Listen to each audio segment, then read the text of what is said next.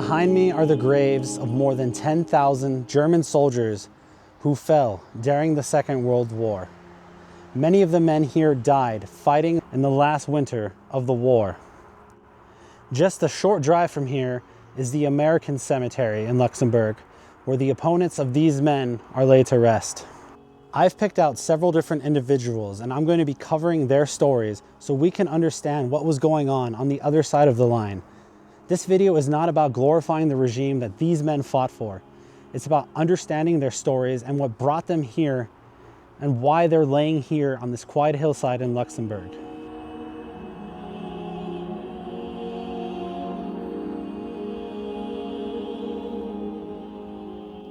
This place is the first German war cemetery to be built outside of Germany after the Second World War.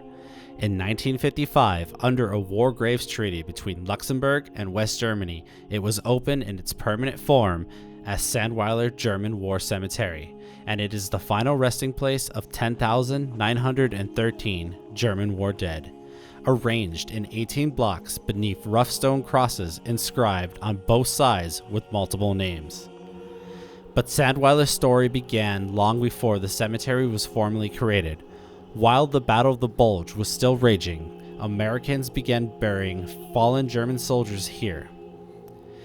In the winter of 1944, American trucks began arriving on the edge of the forest carrying the frozen bodies of German soldiers recovered from the front lines. A local farmer, Jean-Pierre Hoffmann, remembered watching it happen. In his eyewitness account, he noted that the American troops included black soldiers working under white officers digging many of the first graves here. He described them as being respectful towards the enemy dead, wrapping bodies in sturdy cloth, and searching for dog tags to help with the identification, burning torn clothing and ruined boots. Many German war dead could not be identified. That's why there was a mass grave created early on. It was later reopened to give families one last chance to try to identify their sons, and they would even examine the small details such as their teeth. Just down the road is its counterpart, the American cemetery. Two cemeteries born from the same battles, telling the same story from opposite sides.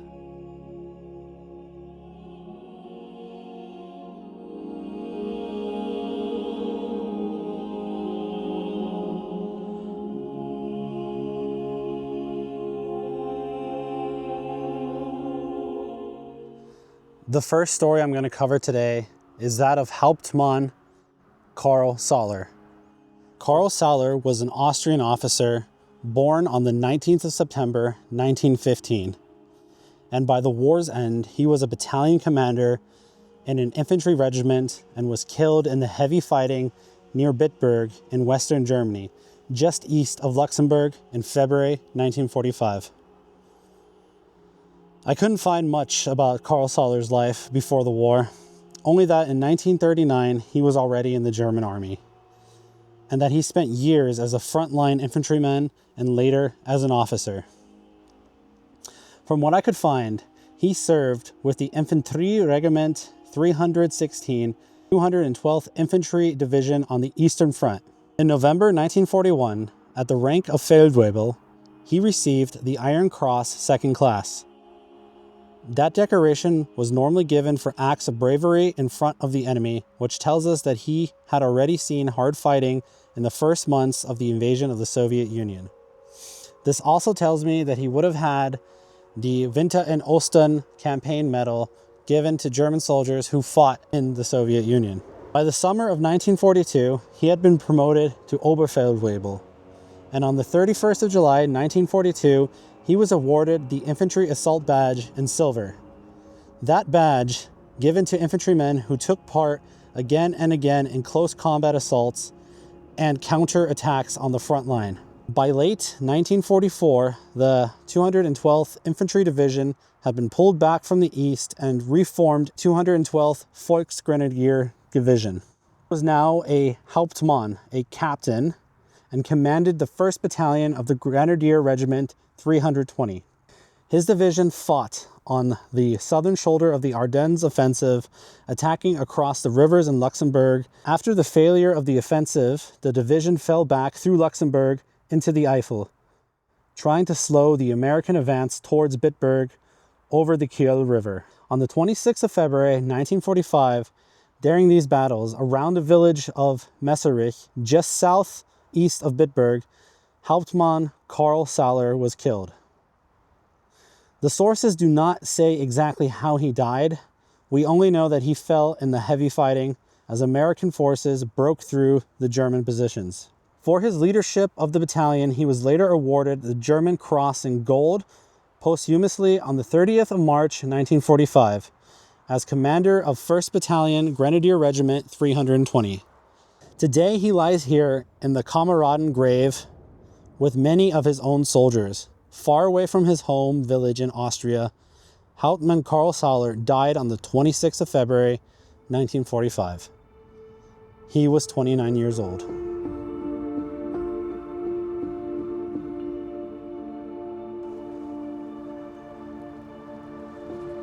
When I film these war cemeteries, I try to focus on the individual stories so we can learn history through them.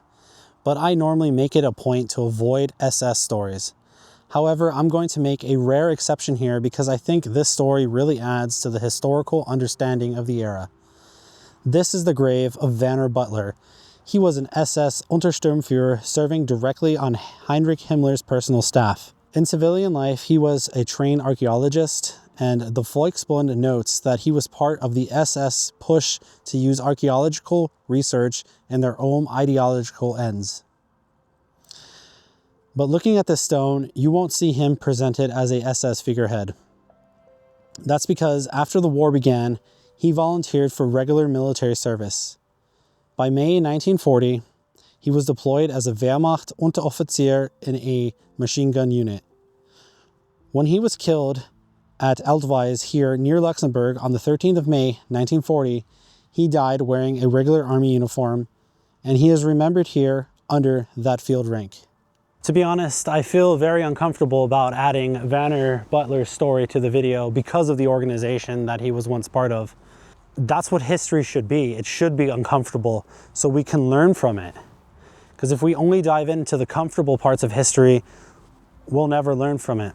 Add some kind of context to the ideology that the regime had that sent these 10,000 plus Germans to their deaths.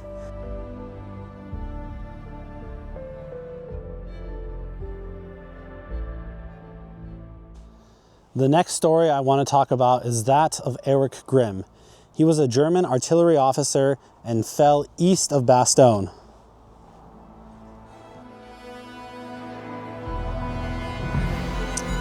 Erich Grimm was born on the 5th of July, 1919, in a small town in Baden-Württemberg.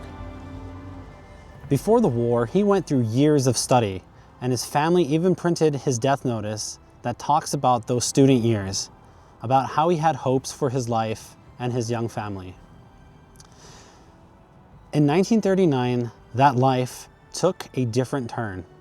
Like many men of his age, he was called up for military service. By the last winter of the war, Erich was an Oberleutnant, that's a lieutenant, in an artillery regiment. An officer at that rank would usually be leading a battery or serving on a regimental staff, responsible for bringing the fire of his guns down to where it was needed. Early 1945, his unit was fighting around the village of Oberwampach in northern Luxembourg.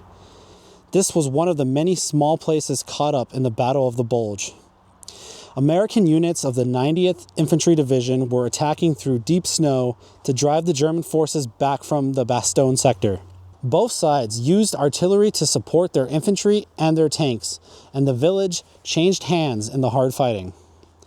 On the 10th of January 1945, during this fighting, Erich Grimm was killed. He died far from home and from the young family mentioned on his memorial card. Like so many others from this part of Luxembourg, his remains were brought here to Sandweiler and laid to rest in the comrade's grave under the large dark cross.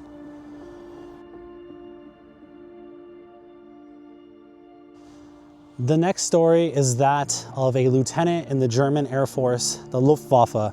He was a fighter pilot and saw service in the early years of the war, and flew throughout different campaigns, and his story ended in Bastogne, supporting the German infantry on their Ardennes offensive.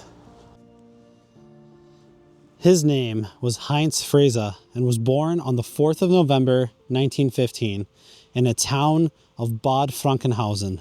By the last winter of the war, he was 29 years old and flying German fighter planes with the 8th Staffel of Jagdgeschwader 1. On the 26th of December 1944, he took off in a Floki Wolf 190, known to his unit as Blue 13.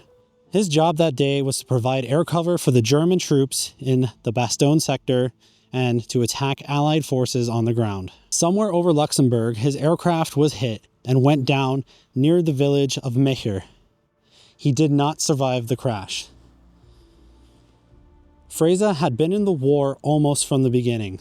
At first, he flew a twin-engine German heavy fighter over the North Sea with a unit called Zerstörungsgeschwader 76. In December 1939, he took part in one of the first big air battles of the war, the Battle of the Heligoland Bight, and was credited with shooting down 2 British Wellington bombers over the sea. Later, he moved to a single-engine fighter and joined the Jagdgeschwader 1. By late 1944, he was flying modern German fighters and fighter bombers, and the Luftwaffe records credit him with 6 aerial victories in total, including those 2 Wellingtons in 1939, and a P-51 Mustang in December of 1944. He was awarded the Iron Cross Second Class, the Iron Cross First Class, and the Fighter Operational Clasp. Heinz Frasa was 29 years old when he was shot down and his life ended. The next story is that of a 18-year-old radio operator, that of the name Martin Steigenberger.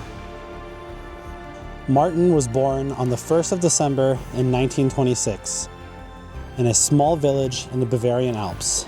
By the time he turned 18, the war had already turned against Germany. But like so many young men of his age, he was called up and sent west to the front. The grave records for Sandweiler only give us a few lines of information about him. He was a Grenadier Funke in a Grenadier regiment. That means he was a radio operator. He fell near Bastogne on the 20th of December, 1944. That tells us his role and the place where he died, but nothing about what kind of a person he was, what he liked to do at home, or what his family went through when the telegram arrived. As a radio operator, he would have been the link between his platoon or company and the units around him. 20th of December, 1944, the day he was killed, German forces were closing the ring around Bastogne in the opening phase of the Battle of the Bulge. American units of the 101st Airborne and the 10th Armored Division were digging in around the town, while German infantry and tanks pushed in from several directions. Somewhere in that fighting around Bastogne, in snow and freezing temperatures, Martin was killed.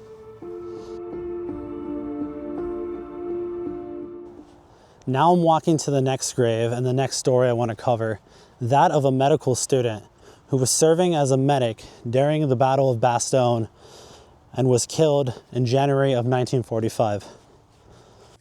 His name was Otmar Moowski.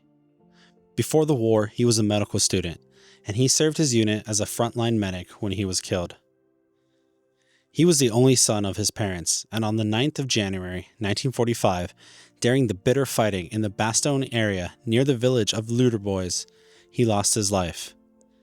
His death card says, "In the service of neighborly love." Otmar Moowski was only 19 years old.